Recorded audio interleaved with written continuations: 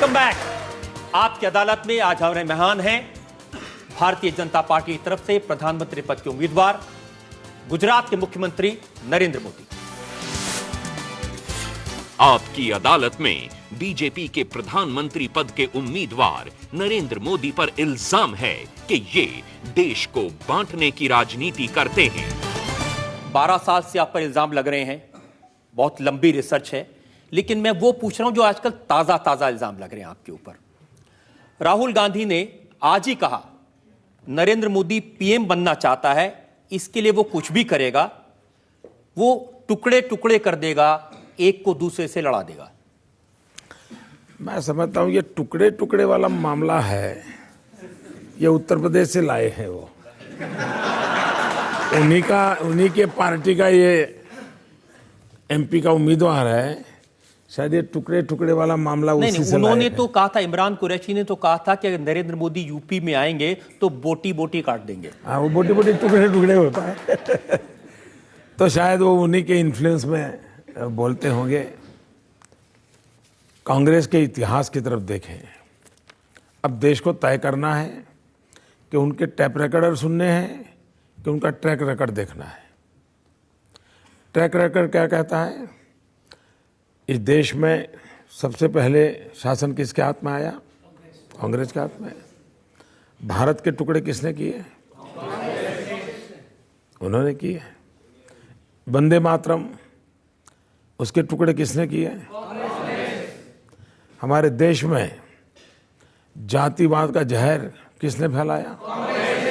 1857 का स्वातंत्र संग्राम, इस देश का हिंदू और मुसलमान कंधे से कंधा मिलाकर लड़ा था। देश आजाद होते ही ये तनाव, ये बिखराव किसने पैदा किया? और इसलिए जो पाप डिविजिव कांग्रेस है, इतना ही नहीं, वो इतने नीचे गए, देश को कैसे तोड़ा जाता है। जो 2 दिन से डिबेट चल रही है, और मैं फौजियों की इंटरव्यू जब टीवी पे देख रहा था इन दिनों, उनकी पीड़ा में अनुभव करता था। भारत सरकार ने पहली बार फौज में ये पूछा कि आपके यहाँ हिंदू कितने हैं, मुसलमान कितने हैं। ये हमारा सद्भाग्य है कि फौज ने इनकार किया कि फौज में सब हिंदुस्तानी होते हैं या हिंदू और मुसलमान की गिनती नहीं होगी। मना कर दिया।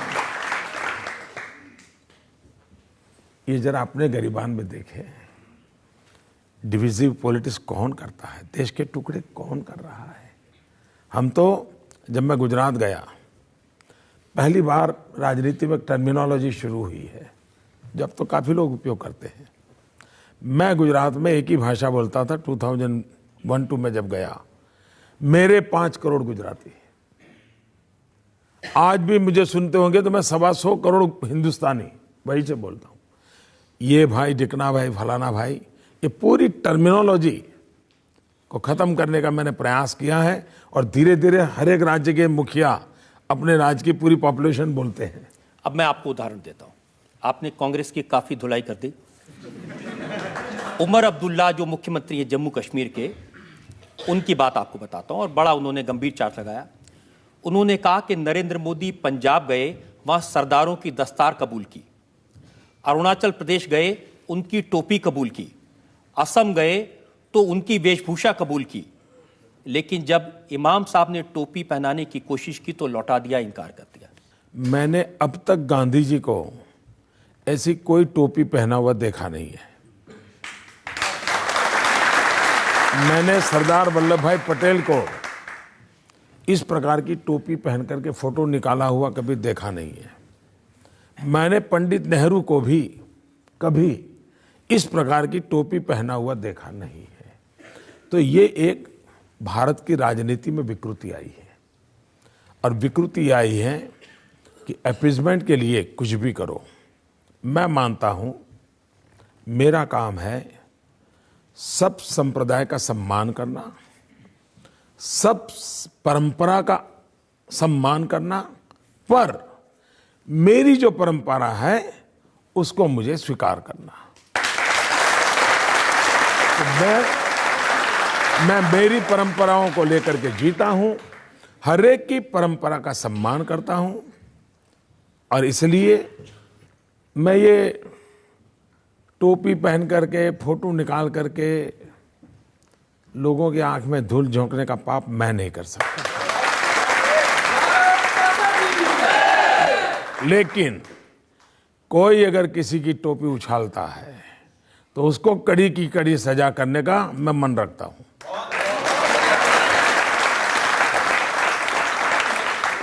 वो टोपी किसी भी संप्रदाय की क्यों ना हो, वो पगड़ी किसी परंपरा की क्यों ना हो, उसको अगर कोई उछालता है तो उछालने वाले पर कड़ी से कड़ी सजा हो, ये जिम्मा शासन में बैठे हुए व्यक्ति का होता है और उसमें मैं प्रतिबद्ध हूं।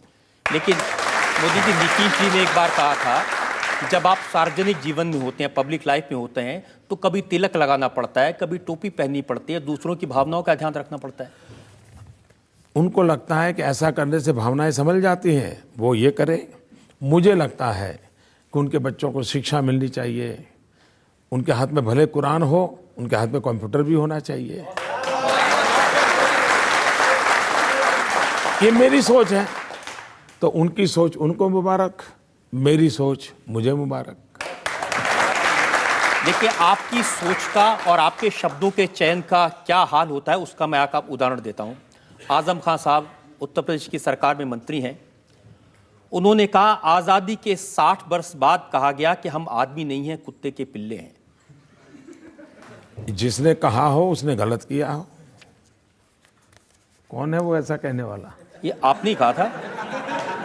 मैं कभी ऐसा न सोच सकता हूं, न मैं बोल सकता हूं। देखिए, वो जो एक इंटरव्यू मेरे पास में है जो आपने दिया था, उस इंटरव्यू में आपने कहा, ये मैं बता देता हूं।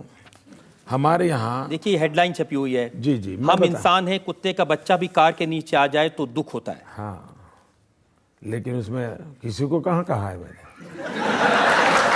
आपके के शब्द है, आपकी क्या हो रही है? मैं आपको मुजरिम मैं हूं, लेकिन मैं एक सवाल पूछ ले रहा हूं, इसको दोबारा पढ़िए आप। मैं पूरा पढ़ देता हूं। ऊपर वाला पहले पढ़ लीजिए। ऊपर तो है, हम इंसान हैं, कुत्ते का बच्चा भी कार के नीचे आ जाए तो दुख होता है। ये तो हमारे यहाँ, लेकिन आप पूरी बात तो सुनने दीजिए ना। मैं आपको पूरी बात, आपसे पूछा गया सवाल 2002 में जो हुआ उस पर आपको अफसोस है, तो आपने कहा भारत का सुप्रीम कोर्ट दुनिया में अच्छी अदालत के तौर पर जाना जाता है। इसकी रिपोर्ट में मुझे पूरी तरह क्लीन चिट दी गई।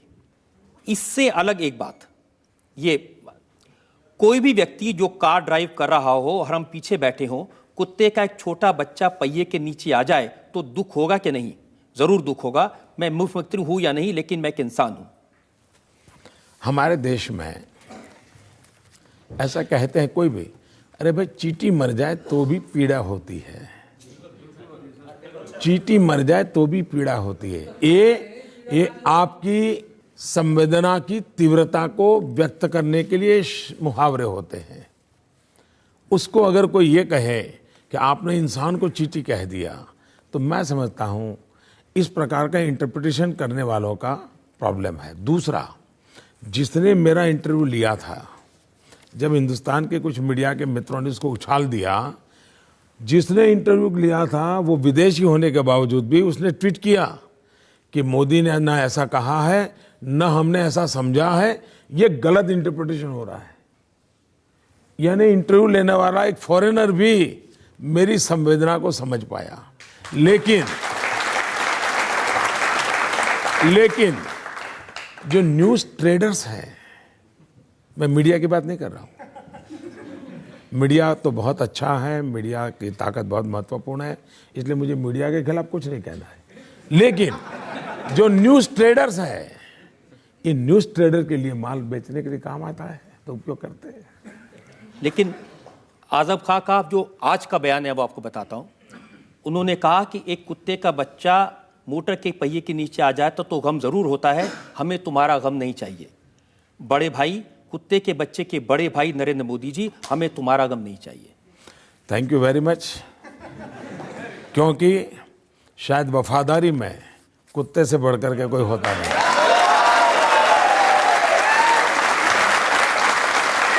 और मुझे गर्व है, मुझे इस बात का गर्व है कि मुझ में इस वफादारी के गुण किसी ने देखे हैं जो मेरे देश के काम आएंगे।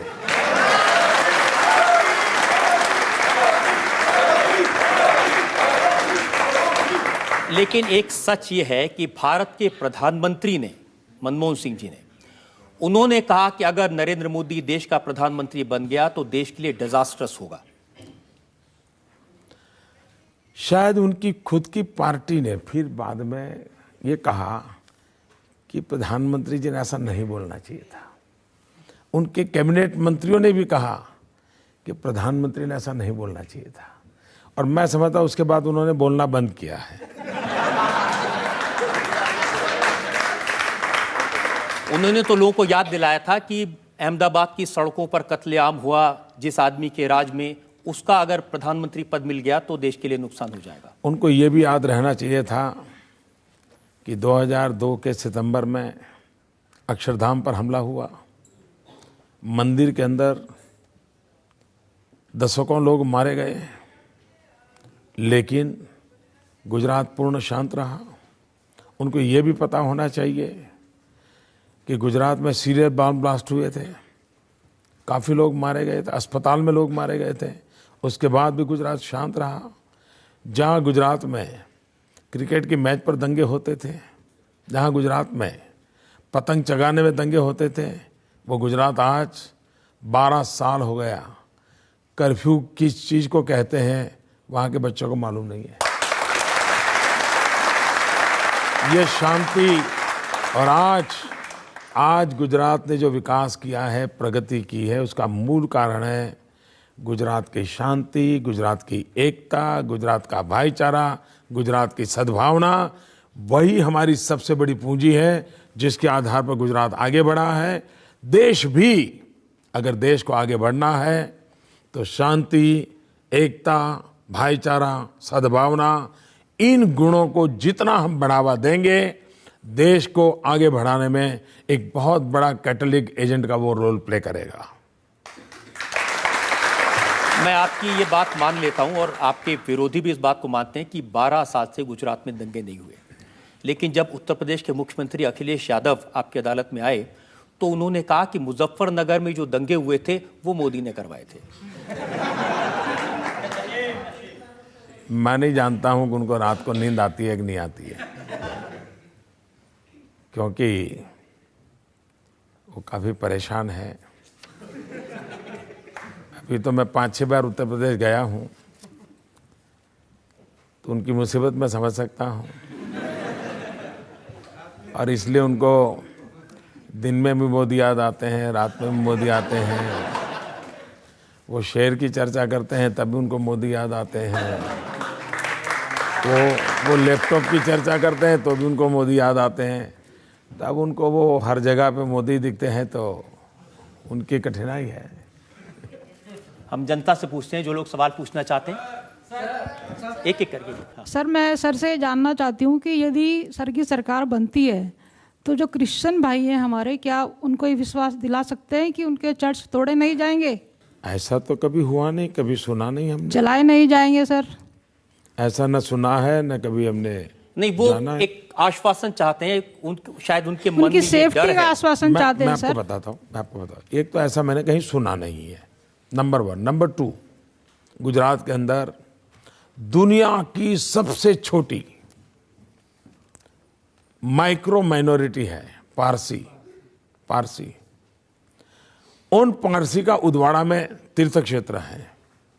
हमारी सरकार आने के बाद और उसको ग्लोबली, और मैंने तो कहा ये रिलीजियस हार्मनी का वर्ल्ड कैपिटल बन सकता है, ऐसा बनाने में मैं लगा हुआ हूं। पारसी का स्थान है, और इसलिए भारत के जहन में नहीं है। भारत के हजारों वर्ष का इतिहास देखिए, कभी तलवार लेकर के किसी के धर्म पर आक्रमण नहीं किया है। हमारा देश ऐसा है जो कहता है इसका भगवान, उसका भगवान, उसका भगवान, ये हमारी सोच नहीं है। हमारे देश की सोच है ईश्वर एक है, और उसे प्राप्त करने के रास्ते अलग अलग हैं। Yes sir. और सभी रास्ते ईश्वर के पास ले जाते हैं। और इसलिए कोई ऊंचा है, कोई नीचा है, ये चाहिए या नहीं चाहिए, भारत का संविधान इसके लिए किसी को सहमति नहीं देता है। हमारे यहाँ संप्रदायवाद नहीं चल सकता है। हम धार्मिक लोग हो सकते हैं, सांप्रदायिक जुनून हमारे देश में कतई नहीं चल सकता है। और इसलिए भारतीय जनता पार्टी का ये मोटो रहा है, सर्व पंथ समभाव। सभी पंथों के प्रति समभाव होना चाहिए। इसलिए मैं इस देश के सभी नागरिकों को कहता हूं, आप आश्वस्त रहिए। इस जातिवाद का जहर, इस संप्रदाय का जुनून भारत की प्रगति को रोकता है और ये हम नहीं होने देंगे।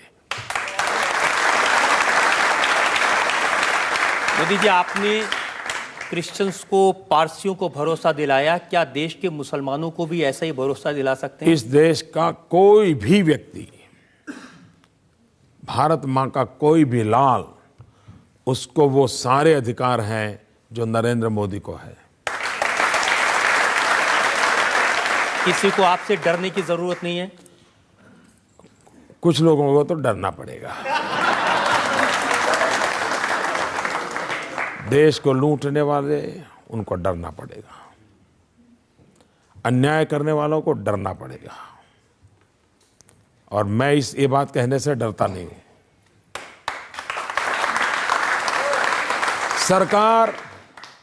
सरकार ऐसी नहीं हो सकती कि जिसमें जो मर्जी पड़े वो चले। कानून का राज होना चाहिए, लोगों को सुरक्षा का एहसास होना चाहिए, लोगों को अपने जीवन जीने का भरोसा होना चाहिए। ये नहीं है, यही तो मुसीबत है। और नहीं है, उसका कारण है न कानून का डर है, न व्यवस्था का डर है, न अफसर का डर है।